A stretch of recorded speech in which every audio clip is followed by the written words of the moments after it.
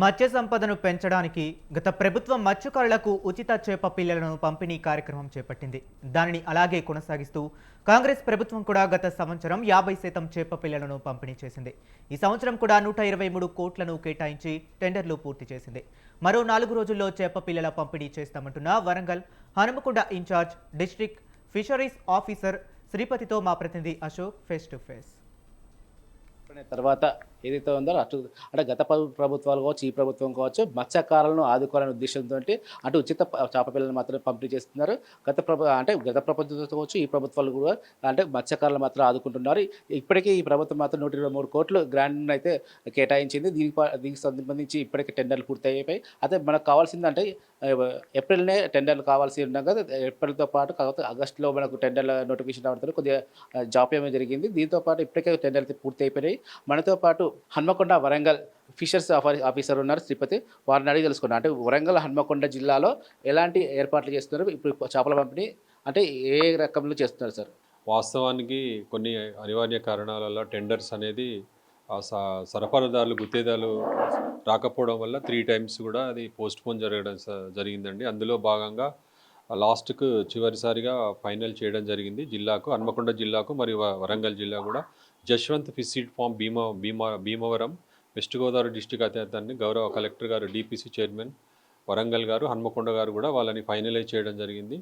అయితే ప్రస్తుతము తర్వాత ఇనాగ్రేషన్ అనే వరకు కొన్ని కారణాల వల్ల ఇక్కడ వరదలు అనేది రావడం వల్ల కొంచెం ట్యాంక్స్ అన్ని కూడా ఓవర్ఫ్లో కావడం వల్ల అది కొంచెం ఆలస్యం జరిగింది. తదుపరి ఈస్ట్ అండ్ వెస్ట్ శాసనసభ్యులు మినిస్టర్ గారు కొండా సురేఖ గారి టైం కూడా తీసుకోవడం, మేడం గారు తీసుకోవడం జరిగింది. తర్వాత హన్మకొండ ఎమ్మెల్యే గారిది కూడా, తర్వాత గన్పూర్ ఎమ్మెల్యే గారు, శాసనసభ్యులు కడియం గారి టైం కూడా తీసుకోవడం జరిగింది. వాళ్ళందరూ కూడా కొద్దిగా ఈ జూబ్లీ ఎలక్షన్స్లో ఉండడం వల్ల కొంచెం టైం ఇవ్వలేదు. ఈ 3-4 డేస్లో కూడా వాళ్ళందరూ సప్లైదారు రెడీగా ఉన్నారు కాబట్టి మేము మేబీ 14th నుంచి ఇనాగ్రేషన్ చేయాలనుకుంటున్నాం. గౌరవ కలెక్టర్ గారికి, వరంగల్ కలెక్టర్ గారికి, హన్మకొండ కలెక్టర్ గారికి కూడా సమాచారం ఇవ్వడం జరిగింది.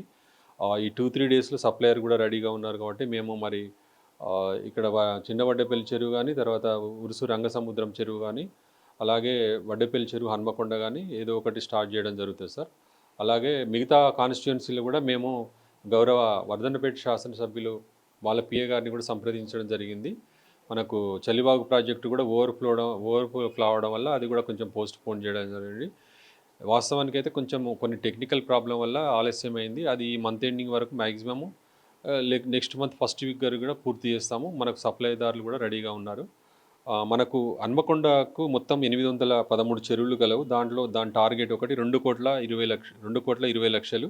అలాగే వరంగల్కి మనకు 700 చెరువులు కలవు నీటి వనరులు. దానిలో 1,93,00,000 చేప పిల్లలను వదలడం జరుగుతుంది. అందులో చిన్న నీటి వనరులకు అంటే బిలో 100 acres ఆయకట్టు వాటికి 35 to 40 mm చిన్న నీటి చేప పిల్లలు వదలడం జరుగుతుంది. దాంట్లో కట్ల, రోహు, అలాగే బంగారు తీగ, అలాగే పెద్ద నీటి వనరులు అంటే రిజర్వాయర్స్ ఆర్ పెరీనియల్ ట్యాంక్స్ కానీ సంవత్సరం నీటి పొడవునా ఉండే చెరువులలో మనము 100 mm 80 to 100 mm సైజ్ చేప పిల్లలు మనకు యాజ్ పర్ గైడ్లైన్స్ ప్రకారము మా గౌరవ డైరెక్టర్ ఆఫ్ ఫిషరీస్ వాళ్ళు మాకు కమ్యూనికేట్ చేసిన టెండర్ నియమ నిబంధనలు తర్వాత మాకు గైడ్లైన్స్ ప్రకారం మేమందరం కూడా సిద్ధంగా ఉన్నామండి.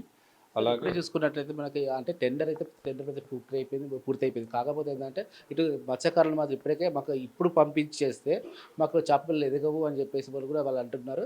అయితే ఈ జోప్యాన్ని ఎలా సమర్థిస్తుంది అంటే ఇప్పుడు ప్రభుత్వానికి కావచ్చు, ఇటు వీళ్ళకి కానీ ఎలాంటి సమరస్యంగా మీరు వ్యవహరించబోతున్నారు? వాస్తవానికి ఏంటిదంటే ప్రకృతి మొన్నటి వరకు కూడా మీకు కూడా తెలుసు, మొత్తం ప్రకృతి చాలా హెవీ రెయిన్స్ రావడం వల్ల అన్ని ఓవర్ఫ్లో కావడం జరిగింది. కాబట్టి ఇప్పుడు అన్ని చెరువులు కూడా అన్నీ దాదాపు మత్తడికి దగ్గరలో ఫుల్ లెవెల్లో ఉన్నాయి కాబట్టి వాళ్ళకి ఏం నష్టం జరగదు అనుకుంటున్నాం. అలాగే మేము ఇక్కడ చీఫ్ ప్రమోటర్స్ వాళ్లకు, తర్వాత సహకార సంఘాల అధ్యక్షుల కార్యదర్శులకు కూడా ఇట్లా తెలియడం జరిగింది. వాళ్ళ దగ్గర నుంచి కూడా ప్రస్తుతం అబ్జెక్షన్ అయితే ఏం లేదండి. మేము ఈ సప్లై వాళ్ళకు త్వరగా చేసేటట్లే మేము యాక్షన్ ప్లాన్ కూడా రూపొందించామండి. ఏదేమైనప్పటికీ తెలంగాణ ప్రభుత్వం అంటే కాంగ్రెస్ ప్రభుత్వంలో కూడా మత్స్యకారులను ఆదుకుంటామని 123 కోట్లు కేటాయించిన ప్రభుత్వం ఏంటంటే టెండర్ ప్రక్రియ మాత్రం అంటే కొద్దిగా ఆలస్యమైనప్పటికీ ఇప్పటికీ టెండర్లు పూర్తయినాయి. ఏదేమైనప్పటికీ అంటే వరంగల్లో కావచ్చు, హన్మకొండలో కావచ్చు ఉన్నటువంటి అంటే మత్స్యకారులకు మాత్రం ఉపాధి కల్పించే విధంగా ఏదైతే ఉందో ఉచిత చేప పిల్లలు మాత్రం ఈ ఈ 4-5 రోజుల్లోనే అంటే ఇటు కలెక్టర్ల సమయం కావచ్చు, ఇటు మినిస్టర్లు, ఎమ్మెల్యేల సమయాన్ని కేటాయించి ప్రత్యేకంగా చూసుకున్నట్టయితే రంగసముద్రం కావచ్చు, మాదన్నపేట చెరువు కొన్ని చెరువులను వాళ్ళని కేటాయించి ఆ చెరువుల్లో ముఖ్య అతిథుల ద్వారా ఈ పంపిణీ చేస్తామని చెప్పేసి వరంగల్ హన్మకొండ డిఎఫ్ఓ శ్రీపతి గారు చెప్తున్నారు. ఏదేమైనప్పటికీ వరంగల్‌లో మాత్రం చేపల పంపిణీ మాత్రం మరో 2-3 రోజుల్లో ప్రారంభమవుతుందని చెప్తున్నారు. కెమెరామెన్ రాజుతో అశోక్, స్వతంత్ర టీవీ, వరంగల్.